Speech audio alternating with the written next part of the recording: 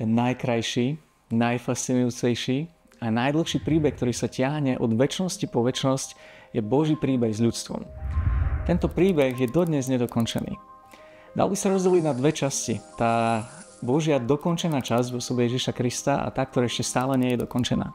Tá Ježišova časť bola dokončená, ale prvýkrát sa objavuje už na začiatku Biblie. A teda, čo tým všetkým chcelo byť povedané, je to, že Ježiš cez svoje utrpenie raz a navždy porazí diabla.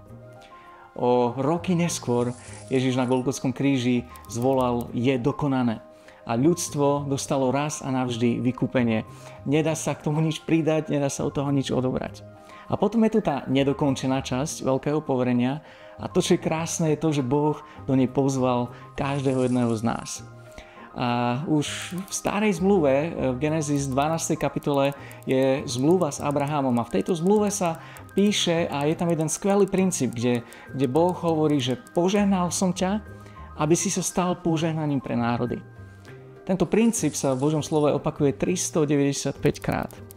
A teda pod požehnaním si môžeme vysvetliť a predstaviť rôzne veci, ale veľmi pekne je to v 67. žalme spomenuté a vysvetlené, že to požehnanie je vlastne spasenie, ktoré sa má dostať do všetkých národov.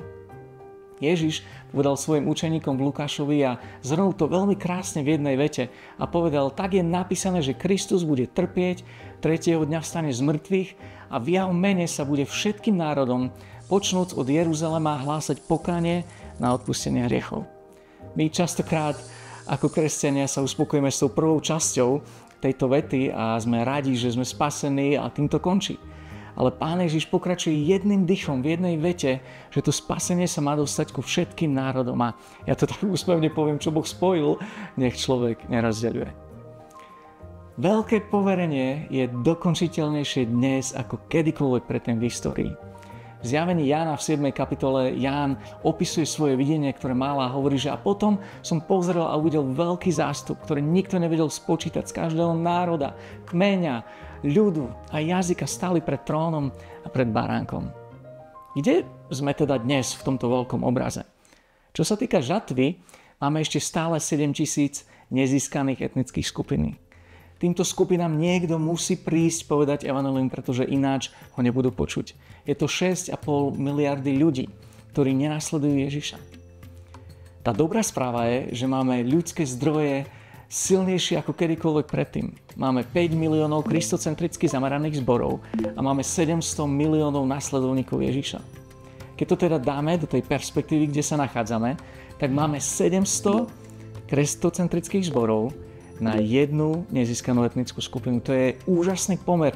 Takýto ešte nikdy v histórii ľudstva nebol. Tým druhým, čo chcem povedať, je, že na jedného nasledovníka Ježiša Krista pripadá 10 nespasených ľudí.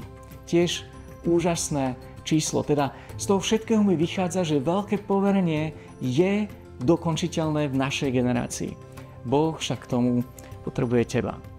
A preto ťa chcem vyzvať 3 výzvami. Tou prvou je, aby sa zmenili tvoje modlitby, spôsob, akým sa modlíš. Pán Ježiš učil modliť sa svojich učeníkov a začína tým, že sa neprihovára za náš každodenný chlieb, ale hovorí, aby sa modlili za tú Božiu perspektívu. Nech sa posvieti tvoje sväté meno. Ak by som to mal parafrazovať, nech je tvoje meno známe vo všetkých národoch. A teda začni sa modliť tak, že sa budeš modliť za svet, že sa budeš modliť za tých, ktorí ešte nikdy nepočuli evanjelium, a verím, že tvoja modlitba prinesie zmenu. To druhé, k čomu ťa chcem vyzvať, je, aby si sa podieľal na vysielaní Slovákov do zahraničnej misie. Stále viac a viac ľudí odchádza zo Slovenska do veľmi náročných kontextov, aby tam prinieslo evanjelium. A oni potrebujú teba, potrebujú tvoje modlitby, potrebujú tvoje nasadenie, tvoje vyslanie. V jednu májovú noc som sa modlil Pána a pýtal som sa, ako my ako Slováci môžeme naplniť tú našu časť toho veľkého poverenia. Viete, v roku 2033, teda o 10 rokov, bude 2000 rokov, odkedy Pán Ježiš zomrel na kríži a vystúpil do nebies a dal nám toto veľké poverenie.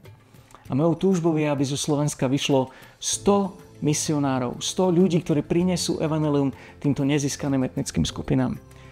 Z mojej praxe na misii to odhadujem tak, že treba nám zhruba 50 ľudí v tom podpornom tíme pre každého misionára. Čiže treba nám 5000 ľudí v podporných tímoch týchto misionárov a tu je veľké pole a veľké pozvanie pre teba, aby si sa zapojil do vysielania misionárov. A to tretie, čo chcem povedať je, aby si adoptoval najmenej získanú etnickú skupinu. To, ako to urobiť, sa dozvieš viac na našej webovej stránke. Zakončím citátom Maxa Chismona, ktorý napísal kurz Kairos, ktorý prezentujeme po zboroch. A on povedal, že ak cirkev nebude mať v centre všetkého diania veľké poverenie, tak sa minula svojho cieľa. A povedal to ešte radikálnejšie, nemá prečo existovať. Nech vás Pán Boh požehná.